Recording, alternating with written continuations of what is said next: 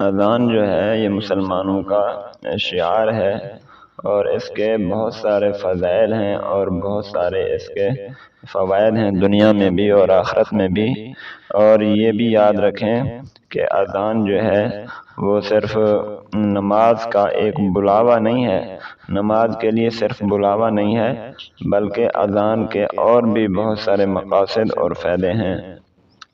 مثال کے طور پر حدیث پاک میں مختلف روایات میں اس بات کا ذکر ملتا ہے کہ آپ صلی اللہ علیہ وسلم نے فرمایا کہ بد اخلاق آدمی جو ہے اس کے کان میں اذان دی جائے۔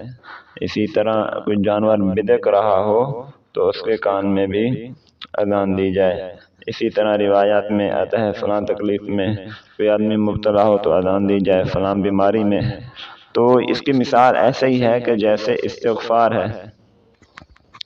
استغفار کا ظاہری مقصد جو عام طور پر لوگوں کے ذہن میں ہوتا ہے وہ یہ ہے کہ استغفار گناہوں کی معافی اور بخشش کا ذریعہ ہے کہ اس کے ذریعے گناہ معاف ہوتے ہیں، لیکن صرف یہی مقصد نہیں ہے استغفار کا، اگرچہ بڑا مقصد یہی ہے کہ انسان گناہ معاف کرانے کے لیے استغفار کرتا ہے، لیکن صرف یہی مقصد نہیں ہے، بلکہ حضرت حسن بصری رحمۃ اللہ علیہ کے پاس ایک آدمی آیا، اس نے کہا کہ حضرت میری اولاد نہیں ہے، کوئی وظیفہ بتائیں۔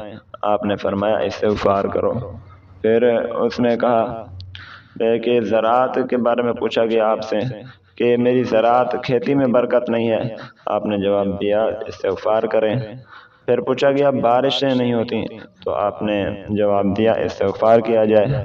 تو ان تمام چیزوں، اب دیکھیں ظاہری طور پر استغفار کا مقصد صرف ایک چیز ہے، لیکن یہ بھی ایک حقیقت ہے، اور قرآن پاک کی انہوں نے آیت پڑھی فَقُلْتُ اسْتَغْفِرُوا رَبَّكُمْ إِنَّهُ كَانَ غَفَّارًا يُرْسِلِ السَّمَاءَ عَلَيْكُمْ مِدْرَارًا۔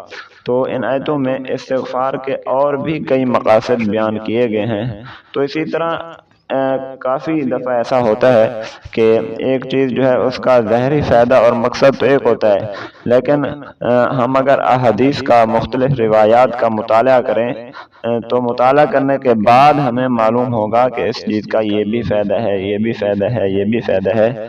تو اذان جو ہے یہ صرف نماز کے لیے بلاوا نہیں ہے، بلکہ جنات کو بھگانے کا اور تکالیف کو دور کرنے کا بھی یہ ایک بہترین وظیفہ ہے۔ جہاں پہ جس گھر میں جنات ہوں وہاں اذان دی جائے، جس گھر میں شر فتنہ ہو وہاں اذان دی جائے، جس بچے کو جنات کی تکلیف ہو اس کے کانوں میں اذان دی جائے۔ اور یہ تو ہم سب کو معلوم ہی ہے کہ بچہ جب پیدا ہوتا ہے تو اس وقت بھی ہم کانوں میں اذان دیتے ہیں۔ تو یہ اتنے حساس مسائل کے لیے ہے، اللہ نے اذان کو ایک بہترین وظیفہ اللہ تعالیٰ نے بنا دیا ہے۔ تو اس لیے ہمیں ہر وقت اذان کے کلمات جو ہیں جب بھی موقع ملے ہمیں پڑھتے رہنا چاہیے۔ اس سے ہمارے گھروں میں خیر و برکت ہوگی، ہمارے معاملات میں خیر و برکت ہوگی۔